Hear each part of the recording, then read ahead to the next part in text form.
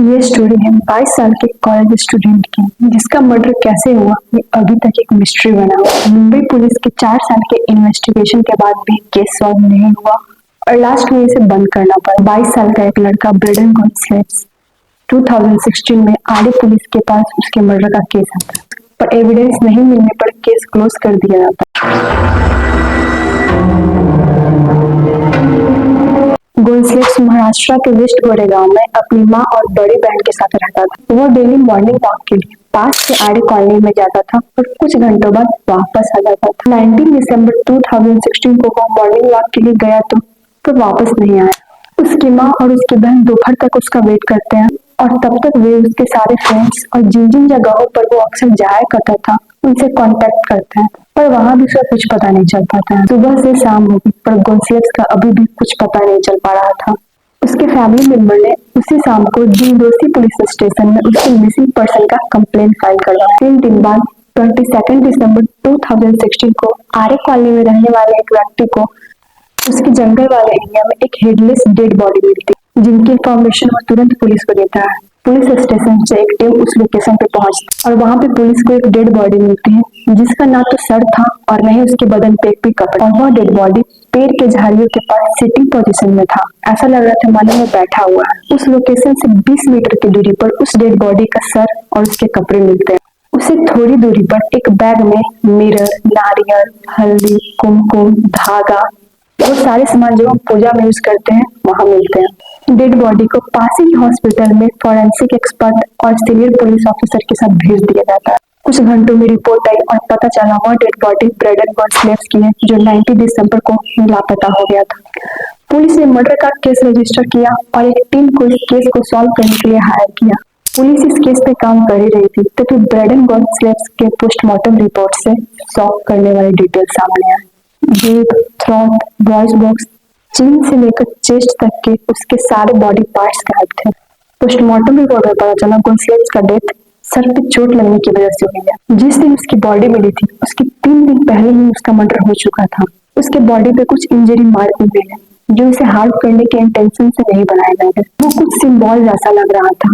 Sharp object से 2 cross symbol उसके forehead और राइट हैंड पे बना हुआ था।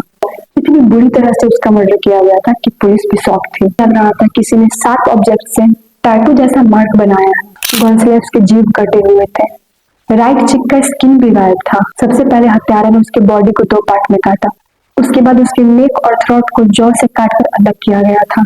पुलिस ने यह बात क्लियर की कि जहां उसकी बॉडी मिली है वहां उसे नहीं मारा गया था, क्योंकि उस जगह पर खून का कोई भी दाग नहीं था। उसे मारा कहीं और गया था। उसके बाद आरे कॉलोनी के जंगल वाले एरिया में लाके हल्दी, कुमकुम, नारियल से जो भी रिचुअल्स थे उसे पूरा किया गया।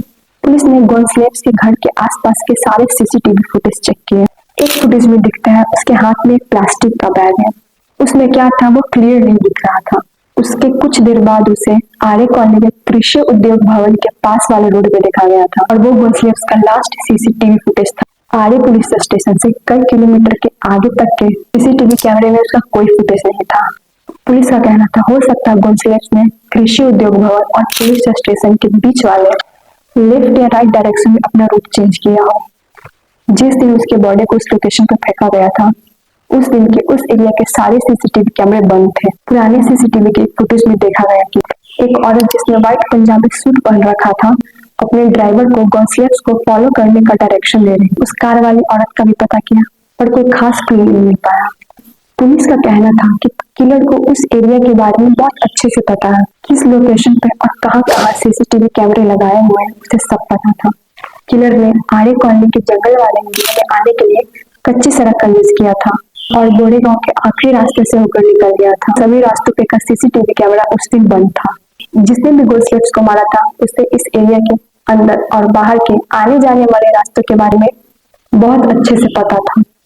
कोई आउटसाइडर को इस कॉलोनी के सारे रास्ते के बारे में इतने अच्छे से पता नहीं हो सकता है। गोन्सलेव्स के घर के दीवारों पे और उसके डायरी में कुछ स्केच बने हुए मिले, जिसमें एक आदमी किसी जानवर का सर काट रहा है, कटे हुए सर वाला हिरन और कुछ अजीब अजीब से पजल्स बने हुए थे। पुलिस ने तांत्रिक, पुजारी, history sheeter, friends, relative, x girlfriends सबसे पूछा पर कोई सॉलिड लीड नहीं मिल रहा था। उस एरिया का सीसीटीवी कैमरा भी काम नहीं कर रहा था, जिसकी वजह से पुलिस को ये केस सॉल्व करना और भी ज्यादा डिफिकल्ट हो रहा था। पुलिस ने गॉन्सलेव्स के कॉल रिकॉर्ड चेक किए, पर उससे पता चला कि वो ज्यादा लोगों से इंटरेक्ट नहीं करता था। वो अपने फैमिली और फ्रेंड्स की टच में था। कोई भी अननोन पर्सन से उसका कोई कनेक्शन नहीं था। पुलिस ने गॉन्सलेव्स के फ्रेंड्स से भी पूछा, पर उन्होंने बताया कि उसने कुछ ऐसा मेंशन नहीं किया जो अजीब हो। पुलिस ने वहाँ के पुजारी, तांत्रिक जो ब्लैक मैजिक में इन्वॉल्व होते हैं, उनसे भी पूछताछ की, पर अभी भी कुछ पता नहीं चल पा रहा था।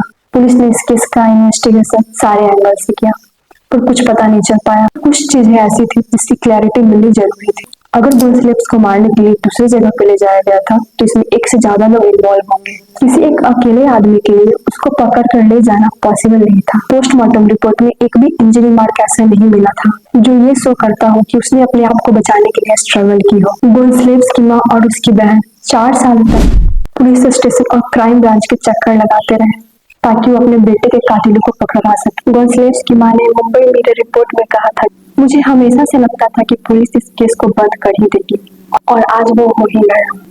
मेरी गवर्नमेंट से रिक्वेस्ट है कि मेरे बेटे के कातिलों का पता लगाया जाए। उन्होंने कहा कि मेरी फैमिली पिछले 4 सालों से पुलिस स्टेशन के रेगुलर चक्कर लगा रही है। बार बार पुलिस एक ही जवाब देती है कि हम इन्वेस्टिगेशन कर रहे हैं, पर कुछ पता नहीं चल पा रहा। आज 4 साल हो गए, लेकिन अभी तक ये पता नहीं चल पाया कि एग्जैक्टली मेरे बेटे के साथ हुआ क्या था, किसने और क्यों किया, उसने उन लोगों के साथ क्या गलत किया था, आखिर क्यों इतनी दर्दनाक मौत मेरे। अभी इस केस को 8 साल पूरे होने को आ गए, पर अभी भी सवाल वही है कि आखिरकार गॉन्सलेव्स के साथ हुआ क्या था। स्टूडेंट, एक 22 साल के इंट्रोवर्ट कॉलेज स्टूडेंट से किसी की क्या ही दुश्मनी हो सकती है, जिसका सर्कल अपने फ्रेंड्स और फैमिली तक ही था। आज तक ये मर्डर एक मिस्ट्री बनी हुई। ये ब्लैक मैजिक था या मर्डर,